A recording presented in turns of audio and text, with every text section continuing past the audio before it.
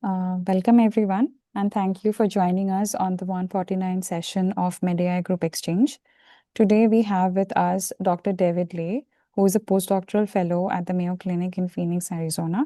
David's research bridges medical imaging, artificial intelligence, and clinical translation with a focus on developing digital biomarkers and survival models for early detection and prognosis. His work spans pancreatic cancer imaging and ophthalmic applications, integrating deep learning, radiomics, and vision language models. Today, he'll be presenting his work on opportunistic screening of pancreatic cancer and multimodal AI fusion of CT imaging and radiology reports. So, David, before we start, how would you prefer to take the questions? Do you want people to, like the attendees to kind of interrupt you while you're presenting, or you want to take the questions at the end of your presentation? I can take the questions at the very end of the presentation. Great. So without further ado, David, I hand it over to you for you can start your presentation. Thank you. Okay. Thank you, Alicia. All right. As we said, my name is David, and just a little bit about me. So, I'm a postdoc research fellow here at Mayo Clinic, Arizona, under the mentorship of Dr. Iman Banerjee. I did my PhD in biomedical engineering from the University of Illinois, Chicago, where my PhD research was focused in developing digital biomarkers and deep learning models in ophthalmic imaging. And I also did my BS in biomedical engineering from Rutgers University. I've been a BME my whole life. So just an overview of the talk. First, I'll be going over like some background related information related to pancreatic cancer burden, the staging, imaging modalities, and segmentation of the pancreas, as well as the survival analysis, like the prognosis model and recent works related to them.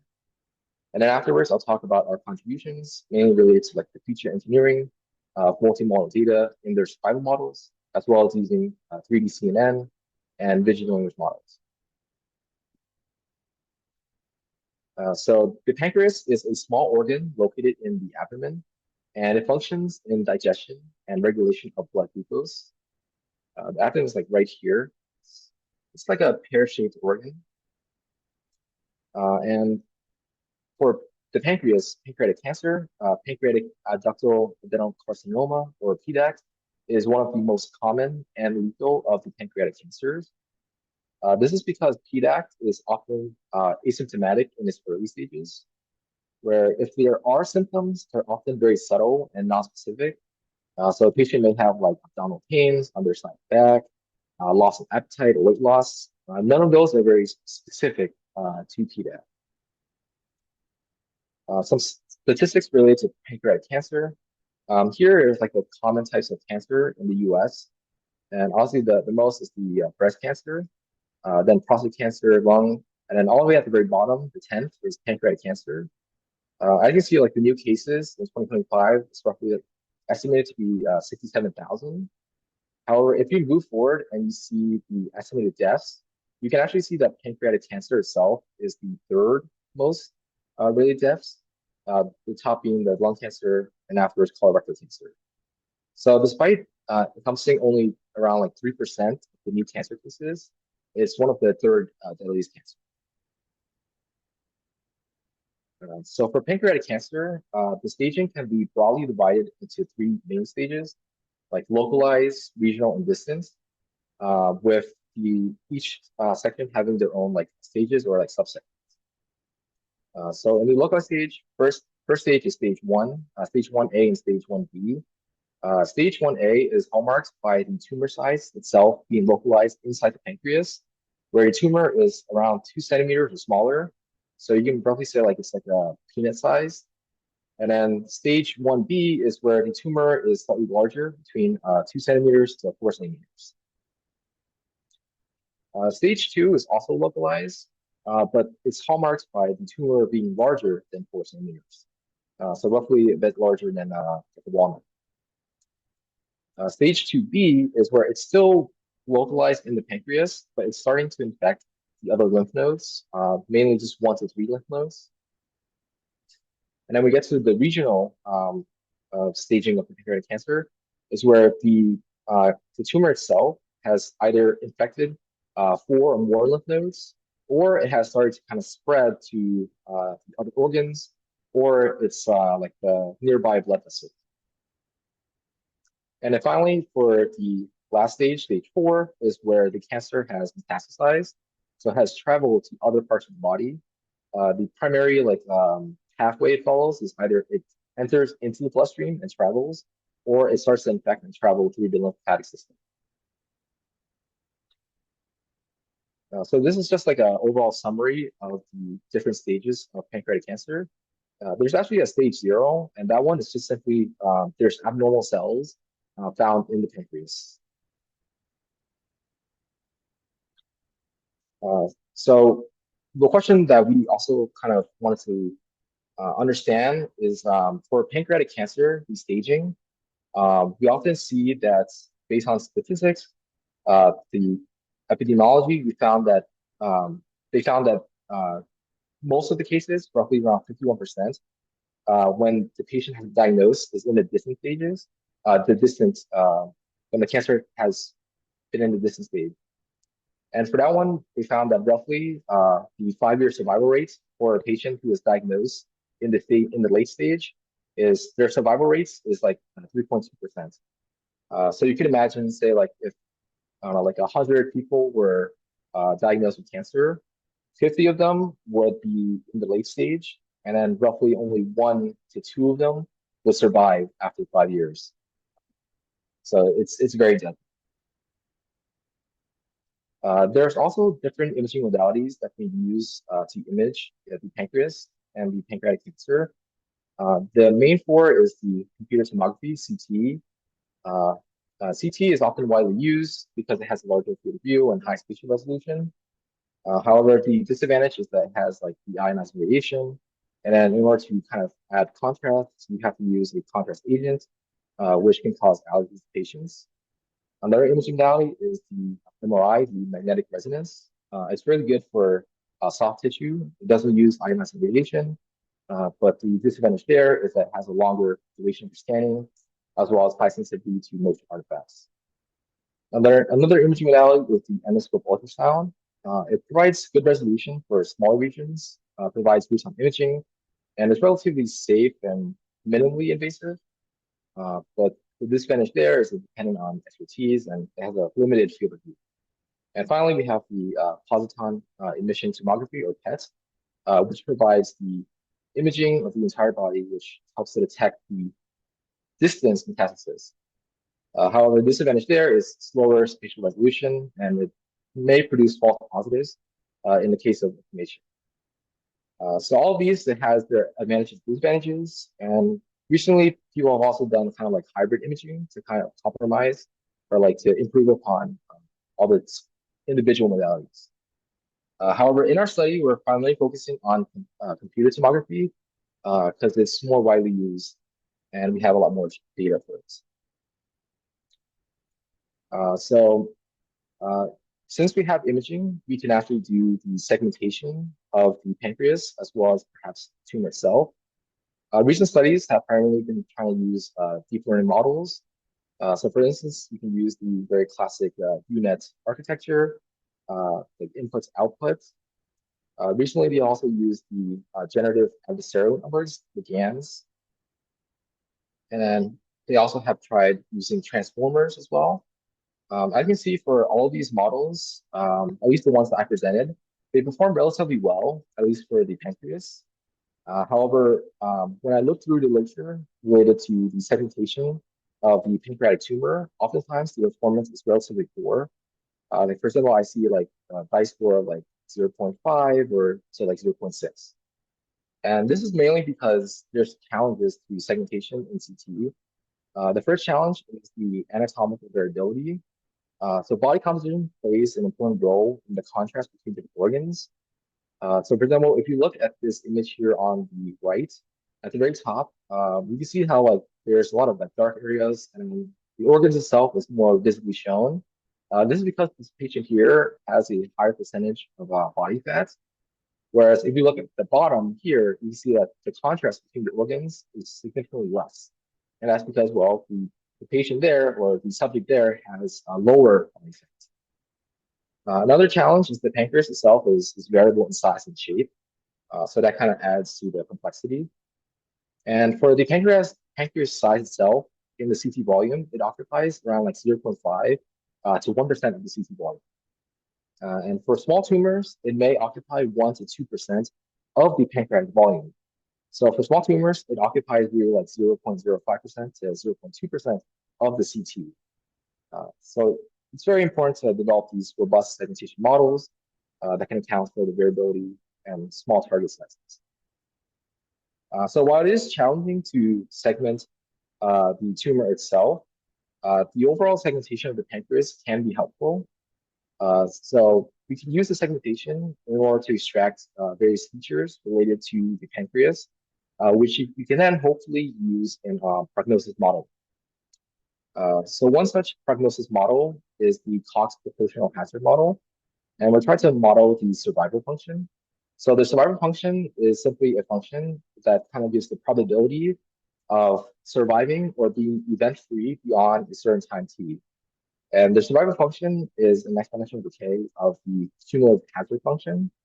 And the cumulative hazard function is just the accumulated risk of an event occurring, such as death or, say, cancer diagnosis, occurring up to a certain time. And the cumulative hazard function itself is based off the hazard function, which is the Cox proportional hazard. And that's the instantaneous risk of an event occurring at any given time, where basically the hazard function has a baseline hazard, which kind of represents the risk common to all individuals. And then this is further kind of like modulated by some kind of risk score. So here we can see like, for example, like two different patients, they may have different survival curves. So for one patient who's at high risk, say death or say cancer, their survival curve significantly drops down. Whereas someone who's, say, perhaps more healthy and less adverse to cancer, their survival function is much more flat and kind of plateaus, or it's kind of like slowly descends. There's other ways to derive this survival function. David, Yeah. David, Yes. can you move a little bit closer when you are speaking? Because I think when you move away, your voice is Oh, breaking. Yeah, I see. maybe that's a little Can you bit hear too me close. Yeah, like a too little close? bit. Yeah. This is fine. Now, if you say Okay. yeah, yeah, Okay. yeah, Sounds good. yeah. This Sorry is about that. perfect. Yeah, sorry about that. Yeah. Okay. So another way to derive this survival function is using the Kaplan-Meier curve. The Kaplan-Meier curve is basically using like an empirical derivation of the survival function. So kind of using real world data, and that kind of includes like censoring, where say some patients they don't follow up, so you have this missing data. So with all these models, the one thing about the Cox model is that technically the Cox model itself is how to say like a linear model. So it kind of captures more of like linear relationships between different covariates.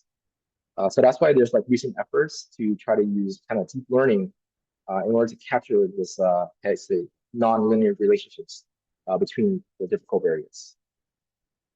So for example, like in one recent study where this group, they basically took the CT and CT from patients that had pancreatic cancer, and they wanted to kind of segment the tumor itself and then try to see like how long the patient would survive.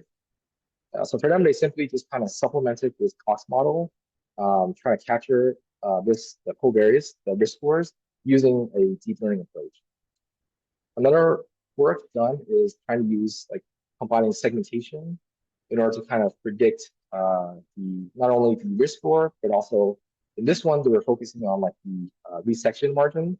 So say like after a patient who has pancreatic cancer, they have their tumor removed.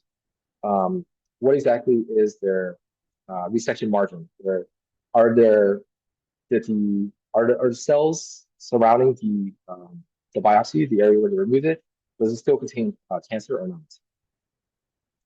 And then there's even papers that have done kind of this like ensemble approach, where they took like both the CT data and fed into deep learning models, as well as kind of combining like these, how to say, electronic health records in order to kind of capture or like generate like a risk score. However, the current limitations to these studies is that um, all these papers, studies have primarily used patients that have already been diagnosed with PDAC, or they're using like their kind of like pre-operative data.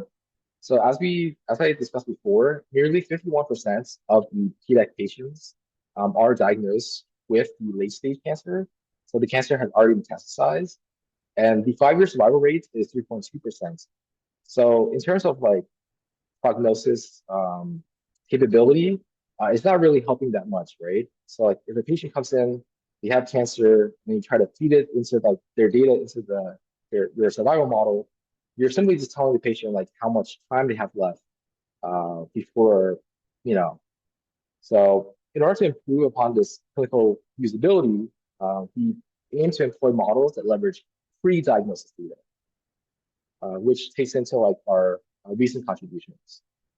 So the first one is our recent EMEA paper titled The Opportunistic Screening for Pancreatic Cancer Using Computed Tomography, Imaging, and Radiology Reports. So the idea here is that we have patients that were diagnosed with their pancreatic cancer, right? And ideally, we can actually try to go back in time or retrospectively collect, oops, their data. So say the patient came in, say in 2023, they had their cancer diagnosis. Does that patient, did they ever go for a CT scan previously before? So for example, like say in 2019, they had a CT scan, say for some other issue that they had, not related to the pancreas.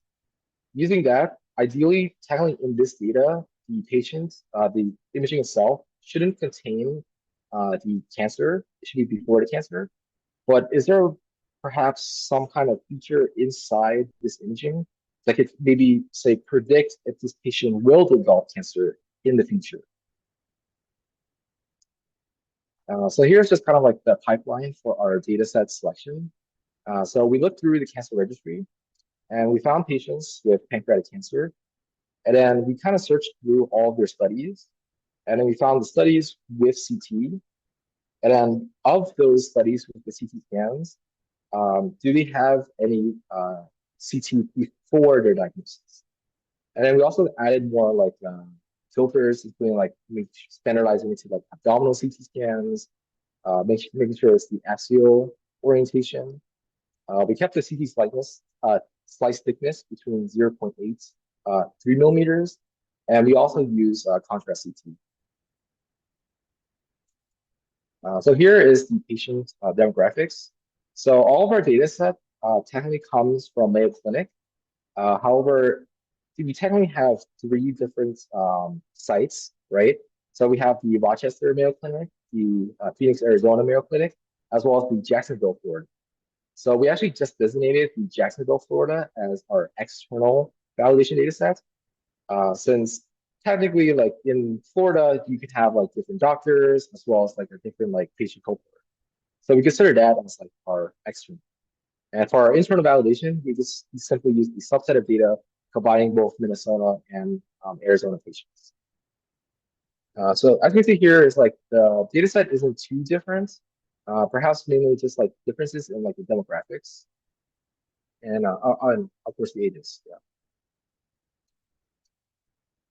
So in our method, first, our approach is first we have the volumetric CT, right? We can actually do the segmentation using total segmentator in order to get the pancreas segmentation. And from this pancreas segmentation, we use an open source library, radiomics, to automatically extract features using this the CT and the pancreatic mass. And then some of the features we extract is related to like the shape. So like for example, like the volume, like the surface area, flatness. There's other features related to like the first order statistics. So like the intensity maximum, intensity medium, as well as the intensity variance. And then finally, we have the second order features, which is mainly the texture related features. In our study, we also perform, how to say, like text kind of feature extraction. So with all the imaging there's oftentimes a report that comes with it that was written up by a radiologist. So for example, from this report, we can see that uh, the radiologists, they will often write, for example, like the indication section where they kind of say like, why did the patient come in for the exam? The impression section, which is where the radiologists kind of like, based on what they found, they just wrote what they think like, what is happening. And the findings is just the objective observation of what is happening. So from this original report, we can use some kind of cleaning to kind of clean up any kind of unwanted text. And what I did was then I separated between the three main sections, the indications, impressions, and findings. And then I also added a pancreas related section where I kind of just took all of the pancreas related terms and grouped them together. And then in the case where they don't have any of these sections, then I simply just kind of extracted, it's simply just did a placeholder of like a neutral term, like no significant findings found, or like no reported indications. So here's just like our model architecture. So for example, in the text on the right, after extracting the different related sections, the impressions, findings, indications, and pancreas, I just fed all those into the sentence first in order to get an embedding to kind of like basically summarize and encode those texts into features, which then I can feed to a model. So for me, I simply just use a more of a regular multi-layer perceptron, outputting a single risk score, and it's trained using the negative partial log likelihood loss. And then similarly for the image only, after extracting the pyradionics features, then I can just feed the pyradionics into the MLP to output the risk score. And then for us, we also kind of combine the two together, both the, I say the text-based embeddings, as well as the pyradionics features. So we did several ablution studies, the first being the pyradionics, like, I say, like feature combination. So what I did was, in total, there was 107 pyradionics features. I just simply did a Pearson correlation, and I did kind of just examine like what is how predictive are these features where they're distantly related as compared to where there's more features that are more related. So for example, if we were to set the Pearson threshold to be 0.1, then there's roughly like 5 features that are left, and that has like the relatively poor performance. And here we kind of measured using the C index, which you can kind of think of like the accuracy. So the accuracy was like around 0.5. And then slowly as we start to kind of like, how to say, lessen the threshold to have more related features together, the model started to improve its performance. And finally, where we had all of the features together, so a lot of, how to say, related features, it had the best performance. And then in a similar sense, I also did it for the expert as well. So kind of doing the different sessions by itself, having their embeddings and seeing how well the model performs. So in doing so, we found that mainly the indications have the best performance as compared to like the other sections. And afterwards, then start to combine the other sections together. And ultimately what I found was the combination of the indications and the pancreas synthesis had the overall best performance across the internal and external validation. In our study, we also kind of compared our deep learning approach to other models as well. There are different models that use deep learning, and they all have their different assumptions slash like mathematical approach to it. But for us, we found that our approach worked the best across all the different features, both image, text, and diffusion. In our study, we also wanted to, how to say, like evaluate the model's performance, because at the very end, the model produces the risk score. So in order to do that, what we did was we stratified the patient group between low and high risk based on their predicted risk score. So if the risk score was less than or equal to 0, we considered it as low risk. And if it's high risk, it's greater than. So in the case where if the model basically had no predictive power, then the two groups itself would basically overlap significantly. But in our case, we found that both for like imaging and text features, we were able to separate between the low and high risk groups. And then even though like here for the fusion, for the internal data set, you can't really see much, but perhaps you can look here for the fusion for the external data set, where we're able to kind of like improve this separation between the low and high risk groups. Oops. Um, so that kind of brings us to like our next study, where we kind of build upon what we did in the first study. So there were some papers that found like there is kind of this relationship between the body composition. So like from like the fat percentage and the muscle percentage, kind of can be predictive of pancreatic cancer. So in this, our RSNA abstract, what we did was we also used the imaging features as well as the text features, but now we also kind of included this body composition as well. So using total segmentator from the CT, we're able to segment various the subcutaneous fats, the skeletal muscle, as well as the visceral fats. And we also did the total body area as well. And using that, then I simply just kind of provide very basic features because you think like the body composition, it may give some kind of predictive power. So just kind of doing very simple features, for example, like the relative visceral fats volume as compared to like the total fat volume, or even just simply just taking the relationship between like the visceral fat to the skeletal muscle. And then another aspect which we used was we had the demographic features. So what I did was I took the patient demographics. Mainly, I just kept them as categorical features. So for example, we have patient age, and I simply just put them into 4 categories. Less than 40, 40, 60, 60, 80, and then patients that are older than 80. We also used like gender, ethnicity, and race. And what I did in order to kind of encode these categorical features was simply doing the one-hot encoding. So for example, like the gender, we can say like 0 is male and 1 is female. And then that's basically our kind of input vector. So just to kind of summarize our methods. So from the CT volume, we have the pancreas segmentation, as well as the body tissue segmentation.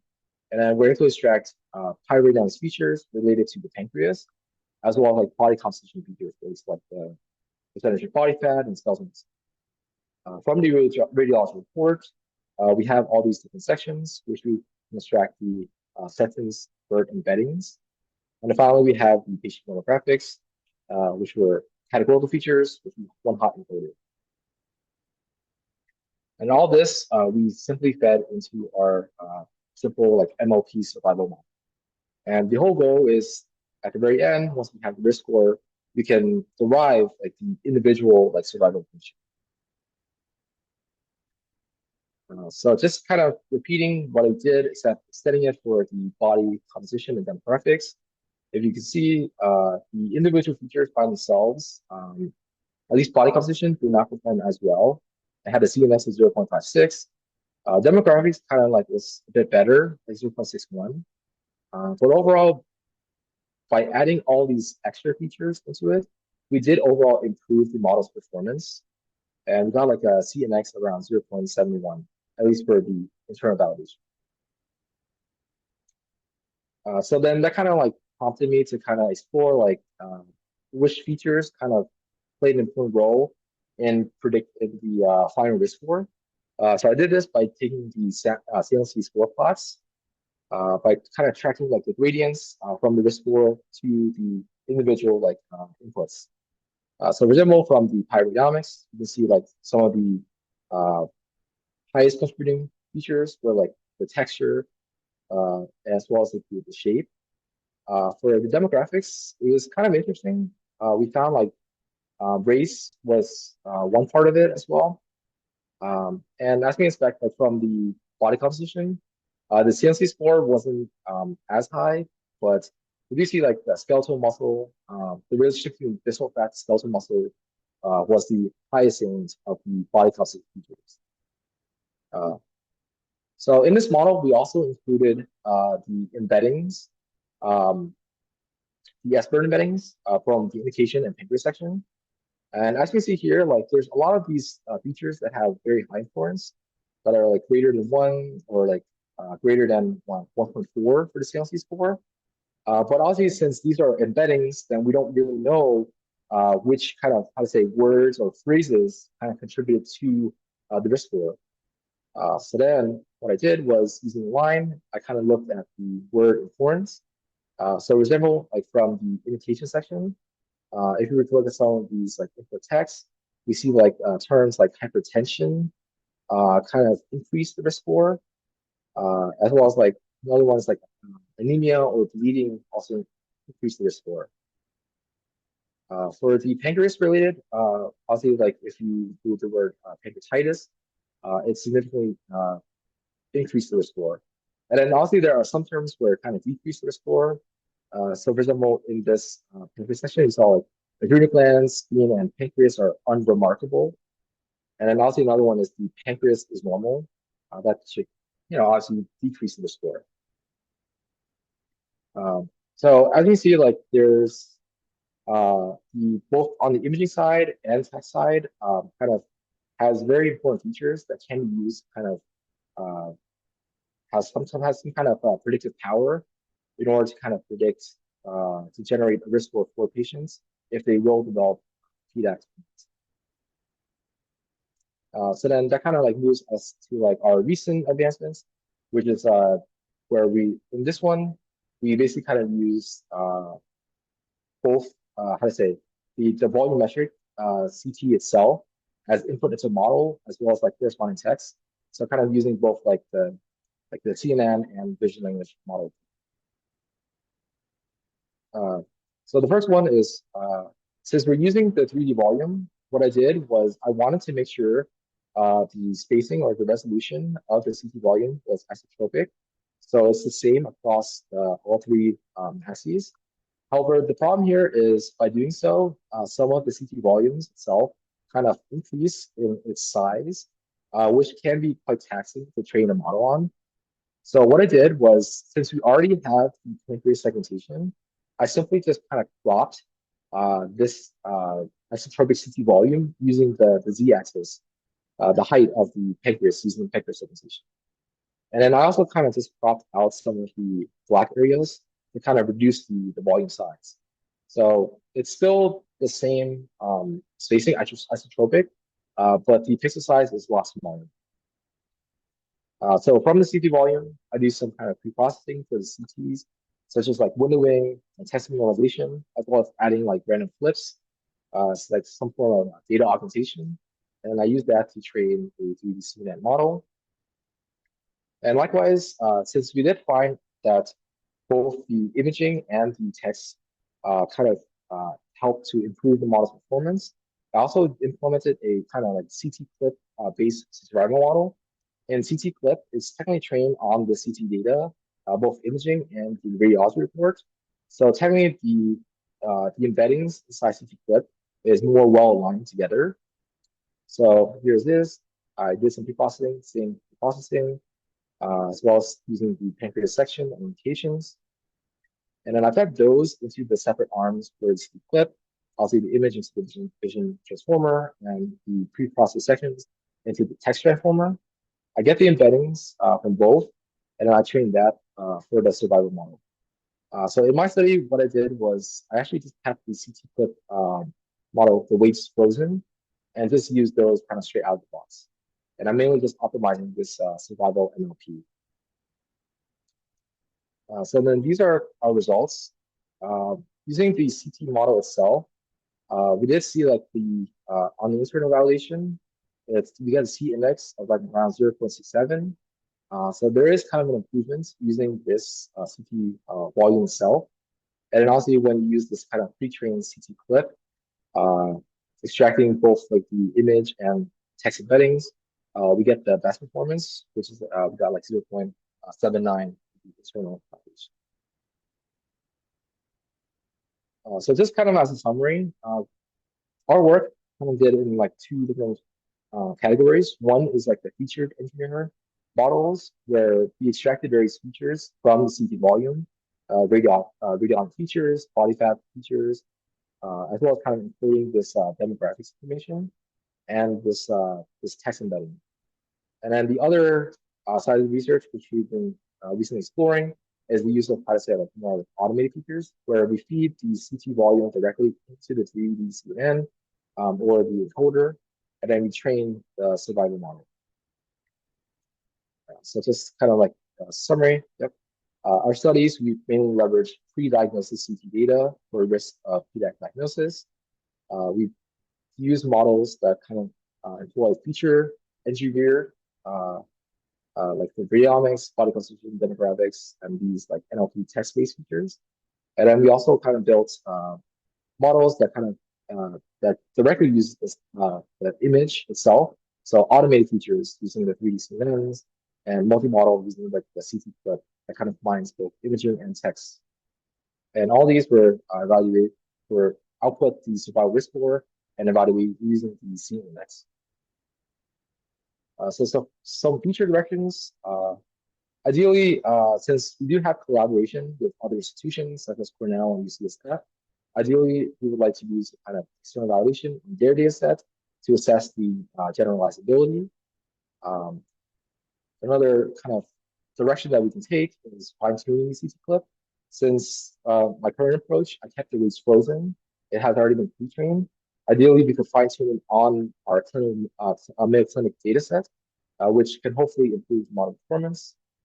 And perhaps, as I mentioned before, using the demographics features, perhaps we could kind of encode these demographics or these demographic features as part of the text, and then feed that into the CT clip as well. And perhaps that can improve the predictive accuracy.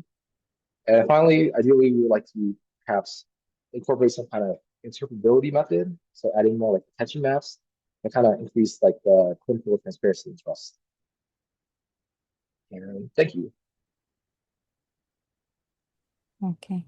Thank you so much, David, for this very interesting talk and really interesting work. Before we open the floor for questions, I would like like to ask our attendees to kind of give our speaker a huge round of applause, virtual applause. Yeah. With that, the floor is now open for questions.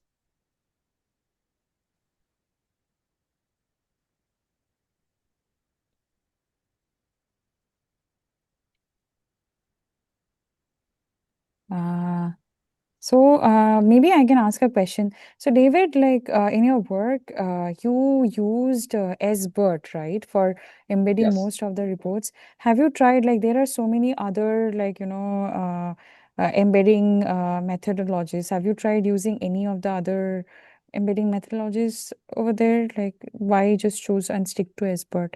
Because you saw that there was like, I think around like, 67% kind of a uh, the whatever the performance metric was. Do you think Yeah. that using something else would have helped? Like you get to see all these, like even I think the GPT class of models, they have these things called Da Vinci, which perform much better than BERT embeddings. Like, did you not explore? Like, you could have explored something like that. Yeah. Yeah. I'll say like for us, our kind of initial approach is to simply try to encode the embeddings, and then that's why we simply just tried the sentence BERT. But I think that's a really good suggestion. Because I think definitely like the embeddings itself, it kind of, how to say it, like depending on the model, perhaps the model can kind of be more fine-tuned towards the radio report. So like if we use other models, then maybe the embeddings would be a bit better, which is kind of like what we tried to do recently, where we had the CT clip. So like the CT clip kind of aligns both the text and the image together. Um, but yeah, I think in the future I can probably try other how to say like uh, language models to kind of encode the report. Hmm. Okay.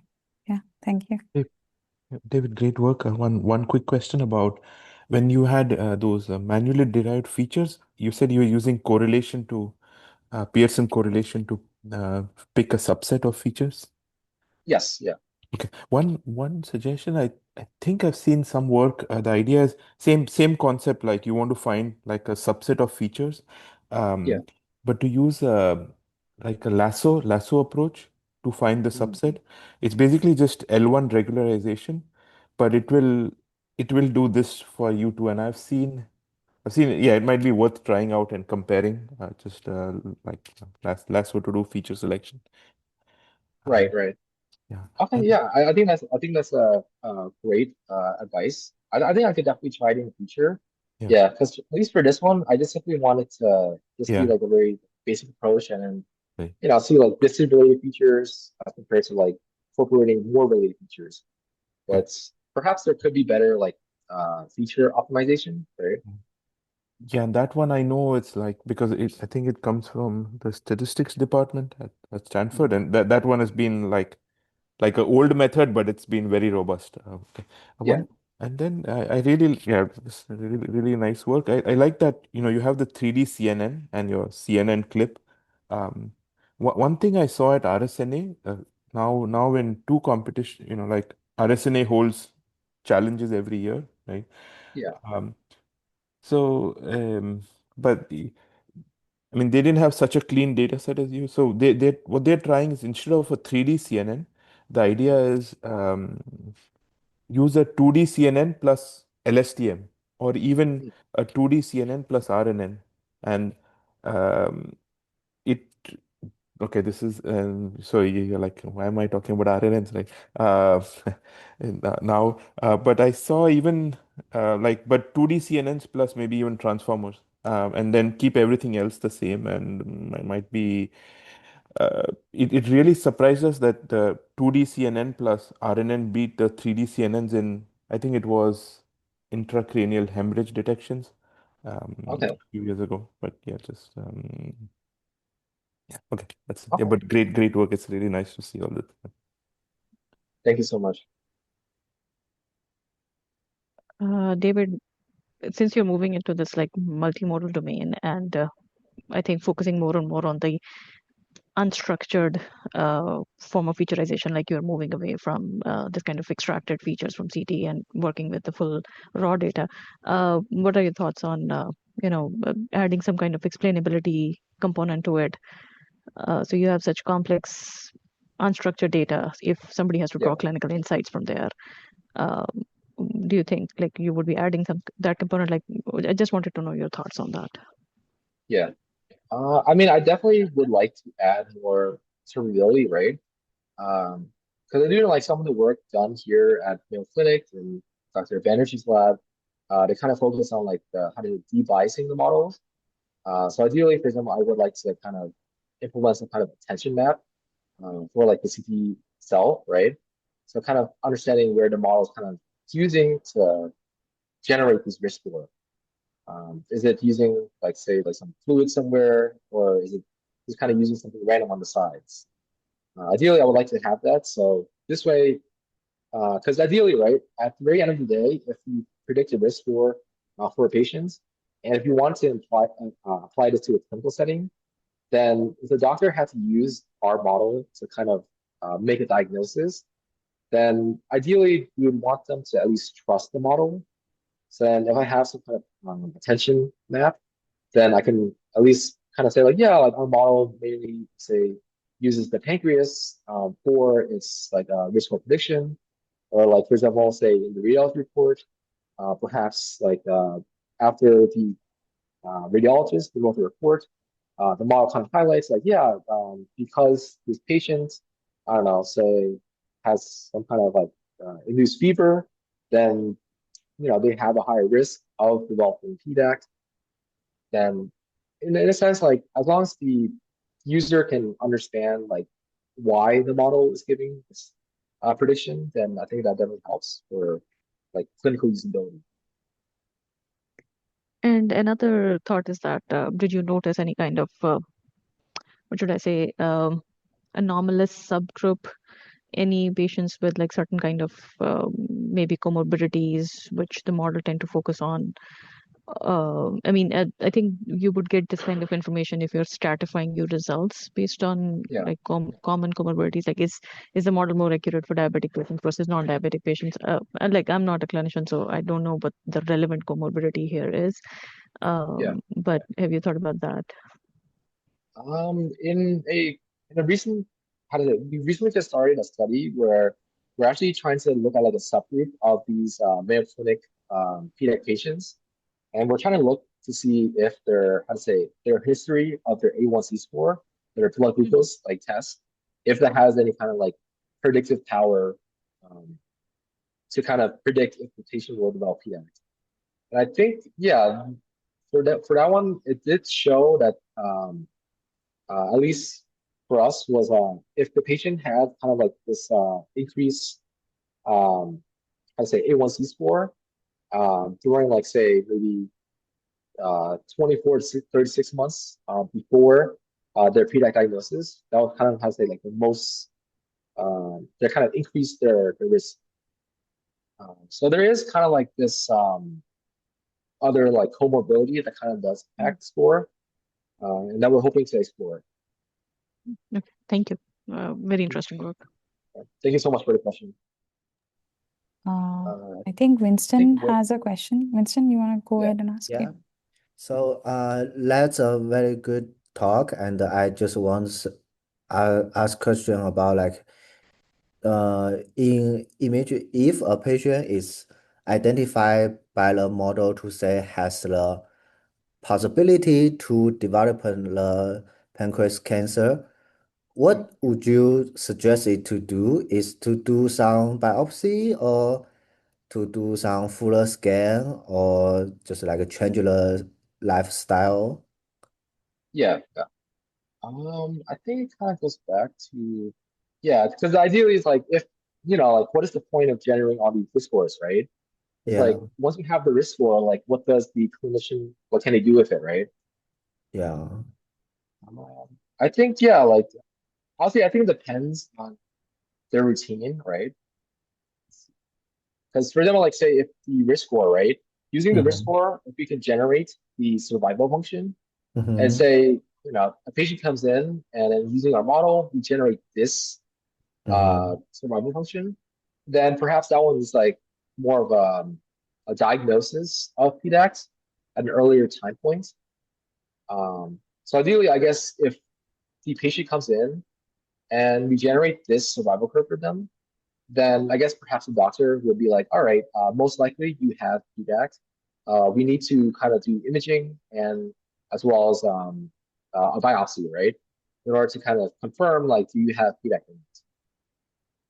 Whereas I say like if the patient has like this kind of like curve or even something more intermediate, then perhaps depending on the time scale, then yeah, they can probably advise the patient to kind of change their life habits, right? Because I think like some of the other factors that attributed to PDAC is like smoking. So for Mm-hmm. example, like if a patient comes in and they're a non-smoker, after generating their survival curve, you kind of see maybe sorry. So this one maybe is something more like gradual like this. And say Mm-hmm. like this is it's like instead of months, it's like years, right? Mm-hmm. Like, hey, like you're kind of at risk of PDAC, maybe it's intermediate. We probably could do a biopsy or we could do additional imaging to confirm or not. But then perhaps the doctor would be like, yeah, you should probably change your lifestyle. Try to stop smoking, stop drinking, right? Yes. Then, a fuller follow-up question is like, based on this, will you quantify the risk score? Hmm. Just like if you have from 0 to 1, you will Hmm. say if you are between like 0 to 0.2, that's okay. 0.2 to 0.5, let's moderate, and like over 0.7, which is very bad. Yeah. Um, Yeah, I mean, I guess we could do that. How to say, like, kind of do a better like risk score stratification, right? Yeah. But yeah, Yeah, I mean, I think that's something. Yeah, because from I my can say. side, a Mhm. number from a model is a number, but this number we probably need some explanation. Yeah. Yeah, yeah. Okay. Thank I you. haven't looked Yeah. too much into um, how to explain the numerical risk score. But yeah, I think that would be something I'm interested in looking in the future. Because yeah, you know, like what does it mean for the Yeah, model yeah, to say give like this particular patient risk score of like 0.7, right? yeah, yeah, yeah. Yeah. Thank you. Thanks for the question. I think Mehul, you have Yeah. some question. Hey, one more question about like when you have the reports, is that is the standard practice to do embeddings for sentences? Is there like does it make sense to do embeddings for paragraphs or for the whole document, given like these documents reports are so small? Yeah, And yeah, but that's more like for general question of for because I haven't worked much with like doing embeddings from reports. Yeah. right. Um, so I'm not entirely sure how to encode the reports, other than using this expert approach. Mm, Um, okay. but yeah, Okay. No problem. yeah, no, no, but that is very interesting, right? It's like, yeah, like what other ways can we kind of capture this information, right? Great. Yeah. Yeah, Yeah. Do we do it like section wise? Do we, like yeah. I remember there was like a recent study or like a recent project here at Mayo where they were trying to extract like other features from the radiology report, or like I think it's like from the MRI report as well as the histopathology report. mm, And I think they were trying to like capture like information related to like if there's like pancreatitis, if the patient has like the that's like the size of their information. mm, So we technically could extract features that sense in that way, where from the report, if we were to have kind of say these um, target features or target information that we're trying to learn, we technically could extract it like that as well.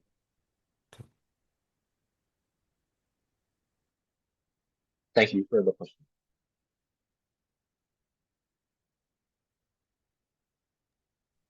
Are there any more questions? Great. If there are no more questions, I would like to thank our audience, to thank our speaker once more. And thank you, David. This was a really interesting talk. And if you have any other questions, you can reach out to us and we can get you in touch with David, and you can ask him via email, offline, like anything. Abhishek, can I mention one Yes, quick thing, yes, please? yes. Yeah, David, the presentation was really great, but I would really suggest you consider one thing. You were very fast on the method section. Hmm.